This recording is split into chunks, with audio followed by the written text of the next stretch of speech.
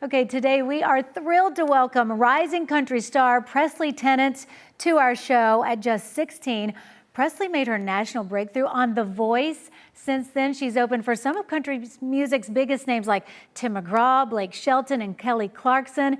You've got millions of fans on TikTok and Instagram. She's quickly proving herself to be a wild card in the music industry. Presley, thank you so much for joining us. Thank you so much for having me. Okay, so let's talk about, you were 16 when you went on The Voice.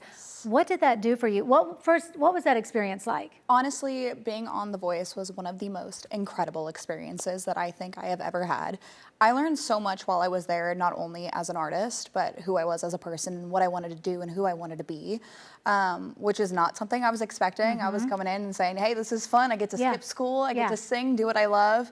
But I met some of my best friends there, and I don't know, it's just one giant family, and I don't know, it opened a lot of doors. Sure. I've always been in the music industry since I was very, very young. Since I was 10, I was in a girl group. But it kind of proved like a legitimacy of people took me serious at like, hey, she wants to do music, because I'd always been pursuing it. But I think at 16 and then being on the show, it was just kind of like, oh, she's serious. And I was like, I was serious this entire time. But I also get it, it's kind of hard when you're 16, you're like, you're still figuring yourself out. But this solidified it. Yeah. What did it do for your career? What did you do from there? I feel like it opened up a lot of doors, whether it was even just a lot of the things that like I have where I'm performing now. It all kind of started just from like national anthems and things like that. And I had been writing and recording my own music at that time from 13 to 16. But it was a lot more in like the pop realm, and that's kind of what the girl group was. It was a pop Christian girl group, but then I transitioned on my own, and I want to say, but I'm born and raised in Norco, so country was always what I grew up with. And so I kind of wanted to go back to my roots a little bit. And so I feel like as soon as I made that switch and then coming off the show, I feel like a lot of people, they opened up a lot of doors for me, and I'm very thankful for that. Who were some of your biggest musical influences growing up? That's like picking a favorite child. I know. I don't have children, but I imagine that's what it's like. I would say Carrie Underwood and Miranda Lambert were always my top two favorites. But I definitely gravitated towards like the powerhouses, whether it was like the Christina Aguileras, the Chris Stapletons, the Aretha Franklins, Etta James, Demi Lovato, that sort of thing. Anybody that was, I was always a shy kid growing up, but I really knew how to yell. And so I was like, oh, I can do this and also be like them. And then taking vocal lessons and all these different things, I figured out how to kind of hone that in. And I don't know, I really gravitated towards them though.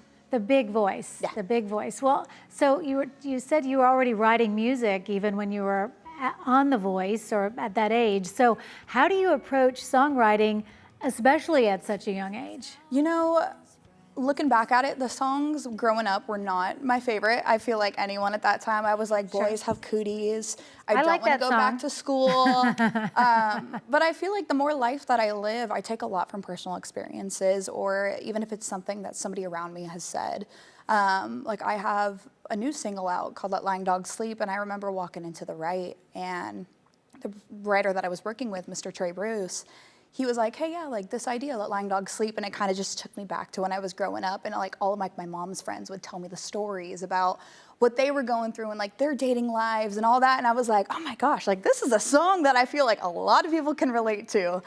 And so it kind of just all stems from there. So I was gonna ask you, this new single that you have, Let Lying Dogs Sleep. Yes. The story behind it are the stories of your mom's friends. That's so good. There's definitely a lot of inspiration. There's wisdom there. Exactly. I learned so much from those ladies, and I am so thankful. I mean, they're still like family. But no, it's kind of, I feel like, it's very familiar because of the saying, let sleeping dogs lie. And I was like, well, that's kind of like a fun play on it. Takes like a more heavier subject and then turning it into a very lighthearted, fun, kind of sassy, a little rowdy kind of idea. And now the song's out, which I'm very excited for. Now that you are doing your country, it seems kind of like a natural transition from what you were doing, even from the girl band, right? But you opened for stars like Tim McGraw. What was that like? That was one of the coolest experiences. Oh my gosh. I think that was one of the first shows that I ever did on like a festival. I have played in like I would say like Knott's Berry Farm or like Six Flags, like growing up, where I would perform at like this cheer competition. I would perform like 6 times a weekend for like 10 minutes, but it was a very short set, but I got to do it in front of so many people. But this was to a different level. I had never really performed with a band, and so I got like all my peeps together, and we would rehearse all the time, and it's just been so much fun. How many people were there when you did that? Would you say thousands? I would say thousands. And especially, I think one of my favorite things, though, I love the national anthem, so I always get to perform the anthem right before the headliner, which I think is one of the most magical things. Yeah. It's just seeing everybody there in the crowd and hearing them all sing back. You did that also at Petco Park, didn't you? Yes. How cool was that? Honestly, one of my favorite places to sing the anthem. I love the Padres and the Pod Squad. Aww. So I was like, I got my Padre hat in the car when it's raining right now. So you spend part of your time in Nashville. Have you met anybody famous?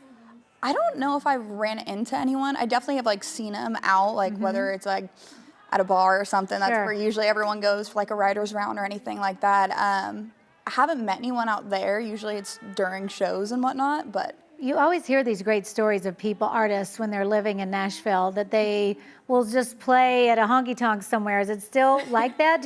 What is your life like in Nashville? so I will say whenever I'm in Nashville, a lot of my time is spent writing. I guess so, yeah. There is something so special about the writing process out in Nashville, and it almost feels kind of like a machine in a way, where everyone is just pumping out these incredible songs. I mean, you're in one room and then the next door over is like another few writers, and then so on and so on. And so it kind of just, for me, it's inspiring. It pushes me. I always want to be surrounded by those who push me. And so being out there is one of my favorite things. Where can people find your music? Are you on Spotify? On all streaming platforms. Okay. Yep. And so you have millions of followers on TikTok and Instagram. How would you say social media has helped your career grow? I think social media is one of the coolest things to ever exist, because as an independent artist, there's so many different resources that you can use that we kind of have it all at our fingertips. Granted, it is a lot easier to get kind of trapped into that mindset where it's like you're chasing the trends, but I feel like as long as you're true and authentic to yourself, that is the most important thing. Sure. And even if it isn't working right now, someone will understand it a little later on. I think it was Lainey Wilson who also really was more popular on social media at first, right? So I can see how that is great for you when you're younger and starting out, because that's your own platform. You're in charge of it. Well, and I think that's the coolest thing. I mean, you can put out exactly what you want. You can say exactly what you want and kind of create, I hate using the word brand, but it's like you get to be who you are. Yes. And people have an understanding of it right away. It's not just kind of like this new persona. It is exactly who you are and who you want to be. That's great. What kind of videos do you think, or what posts get the most engagement for you? Ooh, it kind of just depends. On TikTok, I post a little bit of everything, a lot of music, but then also a lot of just random things.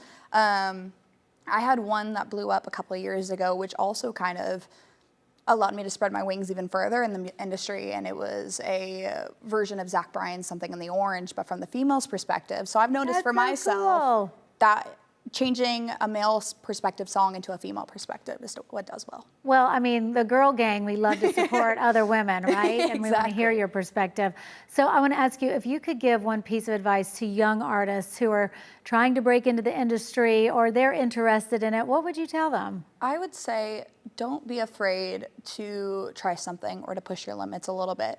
I'm not saying change your morals or anything like that, but if there's something that you've always chased after and you want to get there, what's stopping you? If there's certain things, there's ways to do it. I've always been a firm believer, if there's a will, there's a way.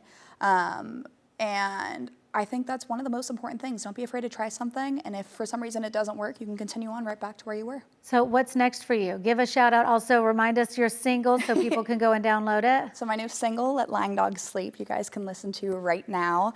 I'll be in Arizona this week with Boots in the Park over in Tucson. That's awesome. With Chris Young is headlining, with Dustin Lynch, Tucker Wetmore, Avery Anna, which all incredible names that I'm so excited to be on the bill. And then I'll be making my way out to Nashville for a little bit, and then I'll be coming back and I'll be playing all in Las Vegas for NFR.